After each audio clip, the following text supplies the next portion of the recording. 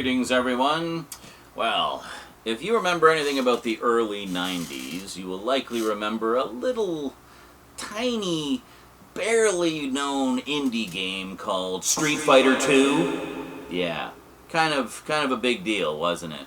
Man, if you lived during that period when Street Fighter 2 first came out, it was nuts. A lot of my friends were into it. I wasn't big into it myself. I like the characters and stuff, but I'm just not big into fighting games. I do like side-scrolling brawlers, like stuff like Streets of Rage and things like that, but I wasn't into like just the one-on-one fighting games as much. Well, except for Mortal Kombat, because that had some pretty cool mythology behind it. But I digress.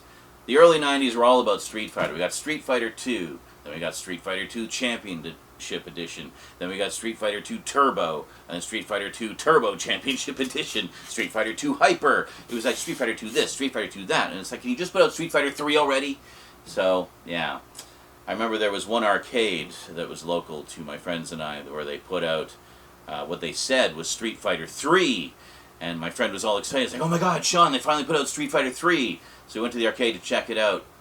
It was one of the later iterations of Street Fighter 2 with literally red electrician's tape forming a 3, sorry, like that for you guys, on the cabinet. Come on.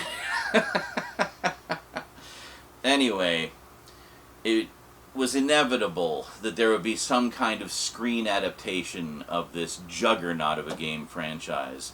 And, well, there were a few of them. And some of them actually didn't have anything to do with Street Fighter, and they were marketed at that time solely because of the name. But it had kind of a residual effect in that it also introduced the world to, well, some pretty famous martial arts superstars. So let's talk about them. A selection of Street Fighters today on the Multimedia Chronicles.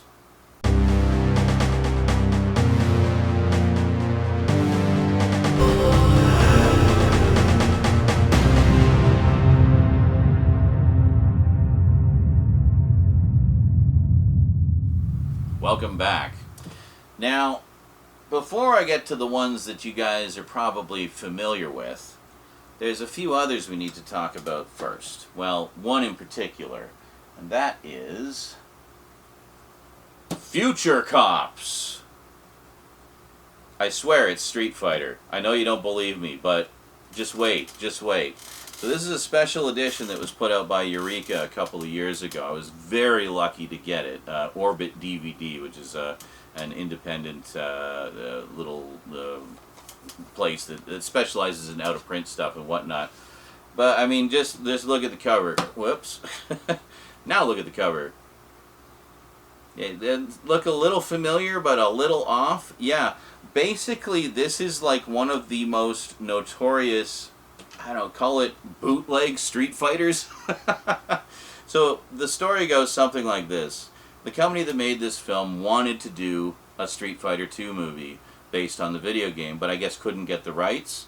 So they're like, okay, we'll do our legally distinct but still recognizable as Street Fighter movie, and that is Future Cops. So there you go. Let me just read the back here to you and you will see what I'm talking about. Inspired by Capcom's smash hit video game sensation Street Fighter 2, Future Cops is a mashup of martial arts action, comedy, and science fiction directed by Wong Jing, God of Gamblers, and featuring an impressive ensemble cast including Andy Lau from Casino Raiders, Jackie Chung from Once Upon a Time in China, Aaron Kwok from Throwdown, Qingmai Yao from Royal Tramp, and Simon Yam from PTU. In the year 2043, the evil crime lord, The General, Ken Lo from Drunken Master 2, has been imprisoned for his heinous crimes. His loyal followers, Kent, Eric Chung from Young and Dangerous, Tai King, Billy Chow from High Risk, and Toyota, William Duen from Crime Story, have a plan to free him, though. They will travel back in time and brainwash the judge who sentenced him. They are pursued by Lung, Broom Man, Iron Face, and Sing. Future Cops who intend to keep the general in jail where he belongs. But as both cops and criminals arrive in the year 1993 to search for the judge, they find themselves embroiled not just in a battle for the future, but high school drama too. Released in 1993, shortly after City Hunter, another Wong Jing film that draws upon the Capcom franchise, Future Cops beat the first official adaptation of Street Fighter into cinemas by a full year. Eureka Classics is proud to present the film on Blu-ray for the first time ever in this UK special edition. There you go. So, yeah, I don't know what the copyright status of this is. Like, I mean, it's got to be iffy, to say the least. But, yeah, so we'll just give you a look here at the front. Nice little booklet. And then we have one of the posters. And what's this? My receipt? Oh, yeah, Orbit DVD. Yeah, there it is. Yeah, very nice. Yeah, and the booklet basically just gives... Yeah, we got... there you go. Broomhead using the... Totally not the sonic boom.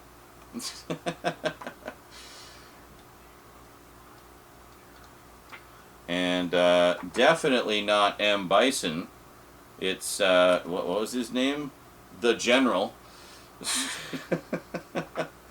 I just love how blatant this is. Well, and you can see the little group shot there as well, right? So, this is just mad. Absolutely mad. More posters. So yeah, if you're a Street Fighter fan and you've missed this one, you owe it to yourself to find it. It is absolutely nuts. I haven't sat down and watched the whole thing. I've seen a bunch of clips from it. This was actually pointed out to me by my good friend Luke of Razor Wire Reviews, Luke Ryan, and he's a huge Hong Kong movie fan and loves this kind of stuff. And he said, "Dude, you got to get this Future Cops movie because it's just nuts." And then I think we have a bigger poster here. Oh, and actually, you know what? Here, what I'll do is I'll pull this out because then you'll see it more clearly. There, check out the group shot. Totally not Street Fighter, right?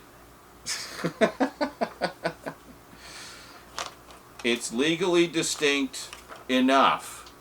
It's like when they had Godzilla in that Ultraman episode, and they gave him like a collar of, what would they call it? Kind of like one of those one of the spitters in Jurassic Park. Yeah, it was like a big collar of fins like that. So let's see here. Oh, here we go. Hold on. Very nice.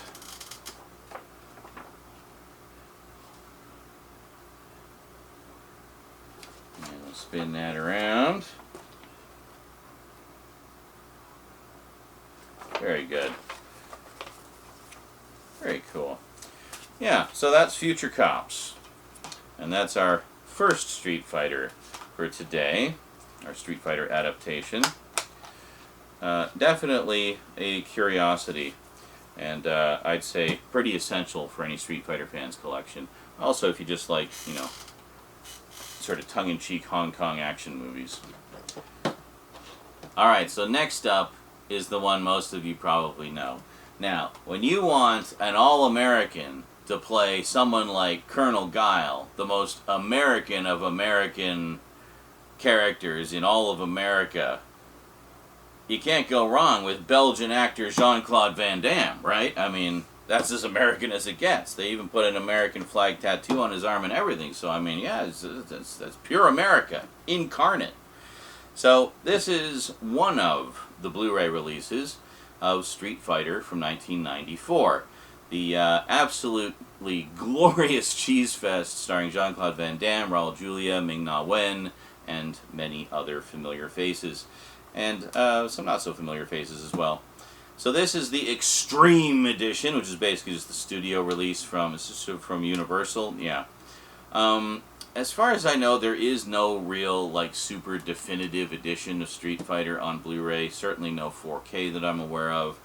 And, yeah. So I picked this up because it was cheap, and it had some decent extras on it. What do we got for extras? We got, oh, this came out around the same time as Street Fighter 4. Yes, they did finally start giving them new numbers eventually. So we got trailers for the game, a game teaser, and an anime. They did an anime to tie in with it, apparently. And then additional features, you got the making of Street Fighter, outtakes, deleted scenes, storyboard sequences, video game sequences, cyberwalk, archives, and feature commentary with director Steven D'Souza. Very cool. I saw this when it was in theaters. And during the whole entire year I was at university. And my friends and I thought it was fun, but kind of an odd adaptation in that it gave the Street Fighters all day jobs. Like, presumably, if you're going to be fighting in some kind of big martial arts tournament, you're going to spend your downtime training. That is your job. You don't have a day job. Your job is being a martial arts tournament fighter, you know. But, you know, at least in the case of Mortal Kombat, it made sense how they were all kind of pulled out of their lives to fight for humanity and so forth. But in Street Fighter, I don't know, it's just like, I don't know why they went that route. But that said, I mean, while this did get very mixed reviews and kind of a lukewarm reception from fans when it originally came out, in the 30-plus years since, it is kind of become beloved as a cult camp classic, I hate using that word camp, it's so overused, but it's so campy. It's like, are they camping? Anyway, I think it's a lot of fun. It's goofy fun, and I mean, it's great to see Raul Julia just chewing up the scenery as M. Bison, and looking a little rough, quite frankly. This is one of his final film roles, and yeah, but you know, it's clear that everybody had a lot of fun making it, and I feel like that kind of rubs off on the viewer. Now, I mean, I've seen my share of bad movies, but and this, I would say, is a bad movie, but the kind that's a lot of fun. You know what I mean? Like, there is such a thing as so bad it's good, and I think the Street Fighter live-action movie is definitely one of those. And there you go. And I like the kind of tongue-in-cheek approach. It sort of leaned into the goofiness, and we had some fun with it. So I like that one. So much so, I bought it again. This is the quite lovely, actually, Steelbook edition from Mill Creek Entertainment. Yeah, check this out. Very nice. Beautiful painted cover. And got this... yeah, so if we do, let's see how this works here. So we slide this out. Hey, there we go. So just the logo, and then you can just see all the characters. It's such a nice cover. And then check out what's on the back. We got that wonderful painting of Bison on the horse from his, I think it was from his office. So there you go. Very nice indeed. And then inside, there's the disc art. And we even get some bison bucks straight from Bisonopolis. Let's take a look at this here. The Pax Bisonica. Oh, yeah, look at that. 100 bison bucks. Look at that. And it's actually like it feels like actual money paper too, which is really cool. I like that a lot. I miss the days when we get like pack-ins like this fairly regularly with DVDs and whatnot. But now it seems like it's mostly just the boutique labels that do that sort of thing. So that's very cool. What a neat little bonus. And then inside, just give you a look at the art inside. Just some nice little character shots there. So this is a pretty nice edition, I gotta say. Now in terms of transfer quality, both of them are pretty much the same. There's not really a big difference between them. I think this one has a bit of an edge over the studio release. But yeah, so with in terms of extras, They actually produced new extras and new featurettes for this. So Mill Creek actually went all out for this. I know people shit on Mill Creek all the time, and quite frankly, it annoys me. They think that they only think of them as the company that did the 50 movie packs. That was like 20 years ago, guys. They have grown as a company, and they're not all bad. You know, they have their sort of bargainy stuff, but they also have like their collector stuff like this that they actually put some care into. So check this out. We have new interviews with writer-director Steven D'Souza, actress Ming-Na Wen, actor Damien Chapa, and producer Edward R. Pressman. Got new featurettes. Van Damme at Universal, Game vs. Film, Game Over with composer Graham Revell. And then we got basically most, if not all, of the extras from this. The making of Street Fighter, outtakes and deleted scenes, archival audio commentary, and storyboard and video game sequences, and more. So you got all the archival stuff plus a shit ton of new stuff, and quite frankly, the most gorgeous packaging this has ever had on any release ever. So, very nice. So, that takes care of the live action adaptations of Street Fighter. What about the animated adaptations? There has to be a few of those, right? Oh yes, there are. I used to have a set on laserdisc of a series, an anime series that they did called Street Fighter 2 V, and I loved that show. It's 29 episodes, and it basically gave like an origin story for mostly for Ryu, but some of the other characters as well. Everybody's in it, and I always thought of it as kind of a precursor to Street Fighter 2, the animated movie. Now, this is not a new pickup. I got this a while back. I just brought it out to kind of show and compare to some of the other stuff I got. But this was, I loved this movie. So I originally had this movie on VHS when it first came out. Now, there were two versions released. There was the English version, which was slightly cut, slightly censored, but had just a rockin' soundtrack. Great score by Corey Liros, who you might most know his music from Baywatch. He did the Baywatch theme and the music for the show. He did an incredible score for this, just really like gutsy and like impactful and dramatic, and it's just fantastic. Watch just the opening scene of this and listen to the music in it in the English version. It's incredible. And then there's also the uncut Japanese version, which had the original Japanese score, which is fine, but honestly, this is one of those rare cases where I actually think the English music was better than the Japanese music. It just had more oomph to it, you know? Speaking of the VHS release, there was actually two versions released on VHS. First, there was this version, the uncut, unrated version, which actually is still cut. But it was the closest we could get to the full uncensored version at the time. And this version ran about 96 minutes. Then they also released the PG-13 cut, I guess to have a slightly more kid-friendly version.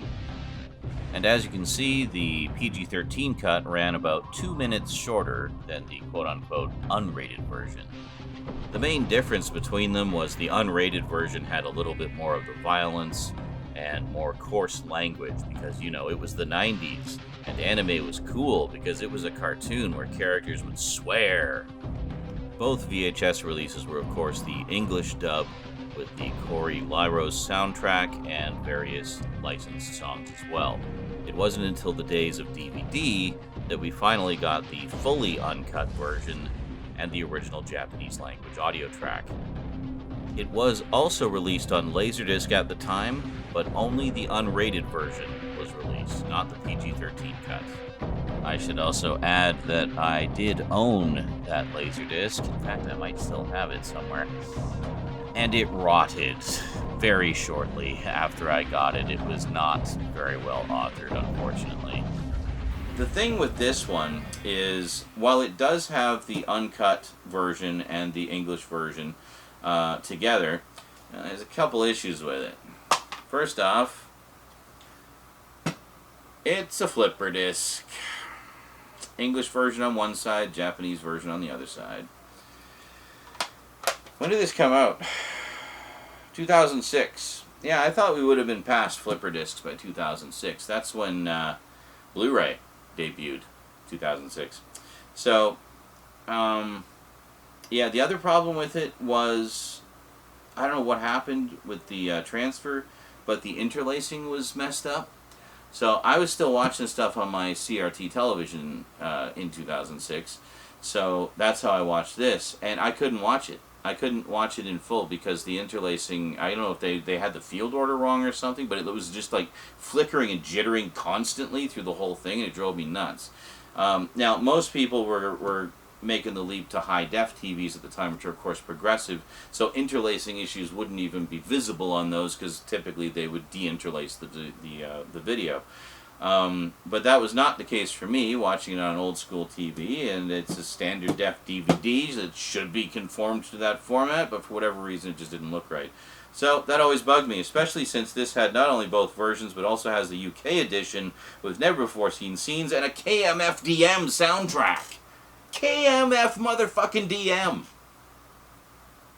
How cool is that? I don't think I've even watched that edition all the way through because I couldn't stand this DVD. Don't get this. It's crap. Horrible release. Thank God for Discotech.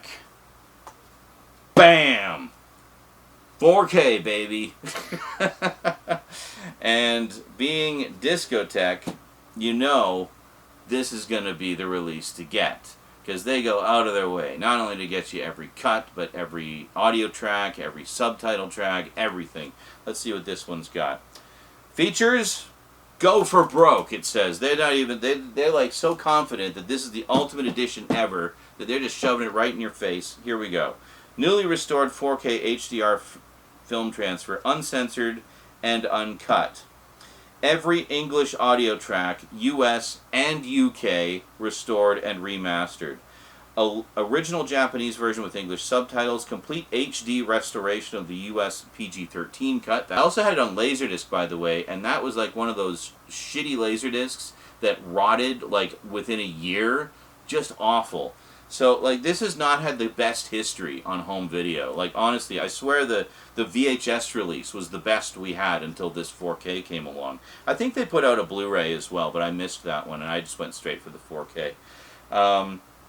English version opening and closing credits. Street Fighter II, the animated movie, Japanese game footage, trailers and commercials, isolated score, production art, and liner notes.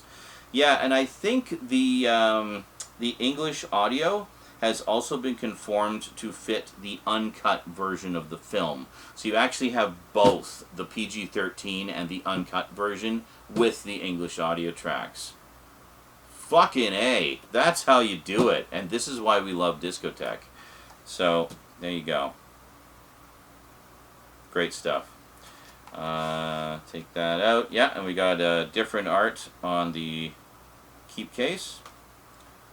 Same on the back. And not much on the inside, just the disc. But we got Ken and Ryu there. Yeah, so this was the Street Fighter movie everybody wanted. This is the one that is actually quite faithful to the game. The designs are straight out of the game. The animation is freaking incredible in this. I remember showing this to my brother Cass, who wasn't overly familiar with anime. And I thought he would enjoy just kind of seeing the level of detail to it, and also the, just the action and stuff. But one of the things that he pointed out, even as a kid, when we were watching this, was he said he's a big car nut, and he said, like, scenes on city streets, he was recognizing all the models of car, like even just the ones in the background. Like a lot of cartoons will just have generic cars, like nothing cars. But these were all like based on actual car models, and he recognized them. And the other thing that really impressed us was the level of detail in the backgrounds, like the painted backgrounds, like multiplaning and stuff, but also like just the detail. Like there's, I think it's an aerial shot. They're going to Calcutta, and you just see all these like shots of mountains and statues and jungles and stuff, and it's so gorgeous. So yeah, to me, something like that is just ready-made for 4K. So anyone who tells you that animation doesn't benefit from high definition, yeah, kindly tell them to go fuck themselves and tell them Z told you. Alright, Now, when the original games and the movies came out, a lot of little fly-by-night companies wanted to cash in, but of course they couldn't afford to get the actual Street Fighter license. Then they found out, oh hey, wait a minute, there's other movies called Street Fighter that we can license really cheap and make bargain releases of and make a fast buck. And that, of course, was the Street Fighter movies starring the legend himself, Sonny Chiba. So it was, in kind of a roundabout way, thanks to Street Fighter II, the games and the subsequent media being such a massive success, that the West got a bigger introduction to Sonny Chiba. Now, these have nothing to do with the video game. In fact, I think they predate the video. Yeah, they predate the video game by almost 20 years. But this was a trilogy of, chop-socky crime thriller kung fu movies that were several of the films that put Sonny Chiba on the map. But I find it kind of funny that it was, I'd like to think, largely thanks to the success of a video game that the West got introduced to Sonny Chiba. So these sold really well on VHS, so we started to see more Sonny Chiba films coming out over here. Now I know a lot of these films have been available, through various Hong Kong movie labels and such, to those in the know. But I'm talking like getting into the mainstream and being seen by the mainstream.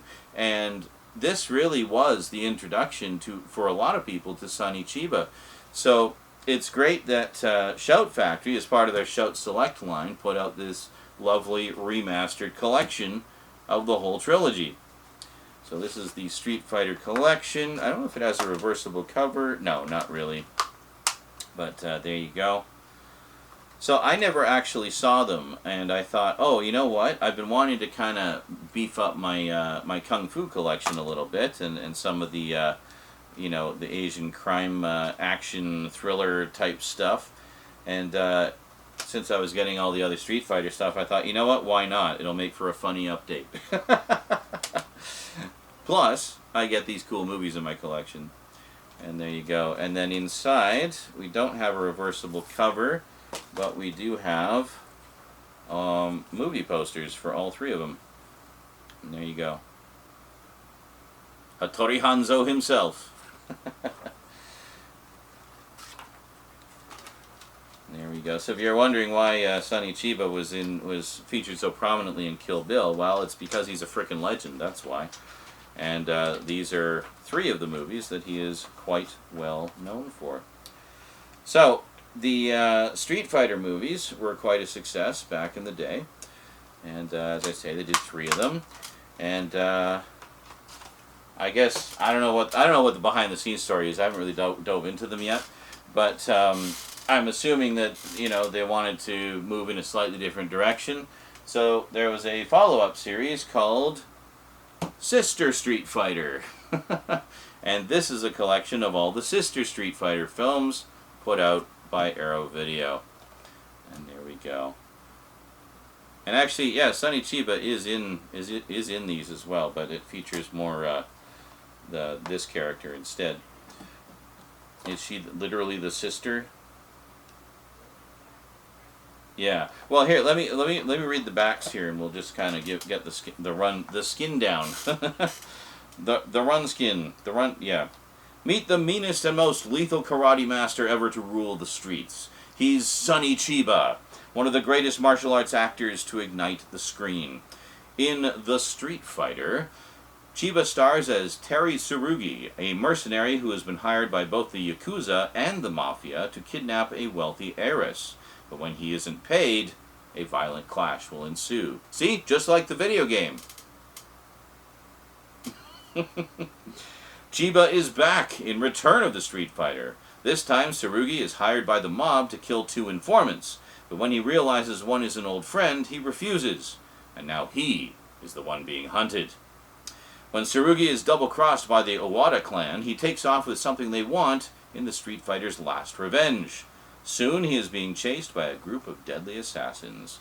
So we got new 2K scans of the original film elements, new interview with star Sonny Chiba, new interview with filmmaker Jack Shoulder, theatrical trailers, and still gallery. So kind of light on extras. 2 interviews. Okay, at least one of those with Sonny himself, so that's good. So then Sister Street Fighter. After the massive success of the Street Fighter, Toei Company decided to build a new karate series around a female lead and cast a young actress who had appeared in a cameo role alongside her mentor Sonny Chiba. Still a teenager at the time, Atsuko Shihomi exploded on screen in her first leading role and created a new character type, a tough fighter who was fierce, fearless, good-hearted, and decidedly non-sexualized, a departure from Toei's typical formula. Yeah, so actually these are more important than we might have realized. Certainly more than I realized. In 1974's Sister Street Fighter, Shihomi is the half-Chinese, half-Japanese Koryu Lee, who travels to Yokohama to investigate the disappearance of her brother, an undercover cop. Lee discovers a smuggling ring run by a drug lord with his own personal army of deadly fighters and must penetrate his evil lair with the help of a fellow karate master, played by Chiba. So I'm guessing not the same character that he was in Street Fighter. Shihomi and director Kazuhiko Yamaguchi, Wolf Guy, made 2 additional films based on the same character over the next year. Sister Street Fighter Hanging by a Thread, and Return of the Sister Street Fighter, with a final unrelated follow-up, Sister Street Fighter 5th Level Fist, helmed by original Street Fighter director Shigehiro Ozawa, appearing in 1976. Genre entertainment of the highest order, the Sister Street Fighter films are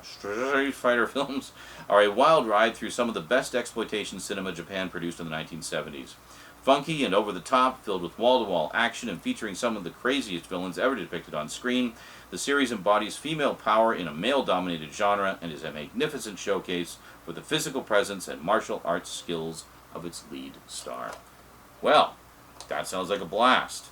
So yeah, this will probably be a binge over the course of a few days. So let's open this up, shall we?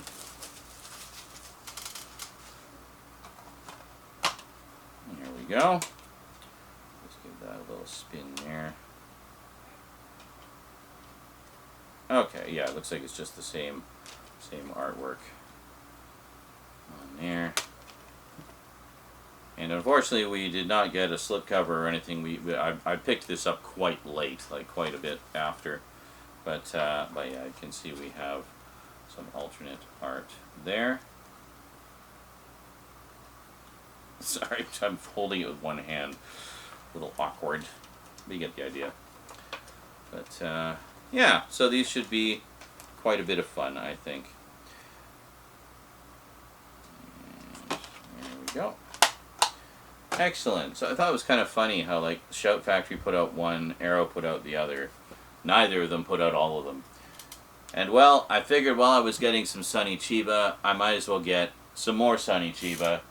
So since I have no other place to put it in terms of the updates, I'll just put it here in with the Street Fighter stuff. We have The Executioner, which is 2 films, I believe. I think. The Executioner Collection. Well, let's read the back, since that's what we like to do around here. Fists flurry and blood flows as legendary cult director Teruo Ishii, Shogun's Joy of Torture and Horrors of Malformed Men, I think I picked that one up actually, joins forces with martial arts legend Shinichi Sonny Chiba in this bone-crunching double whammy of classic karate exploitation from Toei. Ryuichi Koga, Chiba, is a descendant of the Koga ninja school, now earning his living through more nefarious means as a gun-for-hire. When he is enlisted to take down a drug cartel alongside Hayabusa, Makoto Sato, a disgraced former narcotics detective now operating within the criminal underworld, and renegade Aikido master Sakura, Eijigo, tensions grow among this 3-man team of ne'er-do-wells as each come to question each other's motives. Koga returns in the even more gung-ho follow-up, Karate Inferno, as the ringmaster of a gang of thieves plotting to steal a priceless jewel from a master criminal. Making its high-definition home video debut, The Executioner is presented in both its original Japanese language version and with the English dub track from the 1970s North American release. Awesome. Those old dubs are so gloriously awful. I have watched many a Godzilla film with those dubs. I tracked down fan recordings of those dubs because those dubs are not available officially anywhere, at least most of them. Fans of the Street Fighter star will delight as Chiba pitches himself into a succession of freewheeling action and feisty fight scenes in this double dish of martial arts mayhem, all served up in director Ishii's characteristically lurid style. Excellent. Well, that sounds great. So then some alternate art here. I think I already flipped the cover around on this one. And same there, so we'll just put that there for the moment. And what do we have for extras? Let's see. So original uncompressed Japanese mono audio for both films. Original uncompressed English mono audio track for The Executioner. Optional English subtitles. Brand new audio commentary by Chris Poggiali and Mark Walkow. Sonny Chiba, Karate King, a 30-minute featurette on the legendary Sonny Chiba, featuring Grady Hendrix, Tom Mess, Chris Poggiali, Marco Joaquim, and Seiji Ano from the band Guitar Wolf. Original trailers, image galleries for The Executioner and The Executioner 2 Karate Inferno, and reversible sleeve featuring original and newly commissioned artwork by Lucas Peverell. I'm guessing this is the new artwork here. Usually the new artwork is on the slipcovers, right? So, oh, here we go. Oh, there's even more. Oh, is that? Maybe that's the new artwork. I'm so confused. Hold on. Okay, well, we'll look at that in a second. So, yeah, here. So we have, oh, look, Weird Science is coming out. I think that's long since come out by now. And we got lovely booklet. Yeah, see, this is an example of Arrow kind of trouncing Shout. Where's our booklet, Shout Factory? Come on. You want us to pay a premium for your special editions, make it worth it. You know, I'm just saying. Making martial arts funny. Great stuff.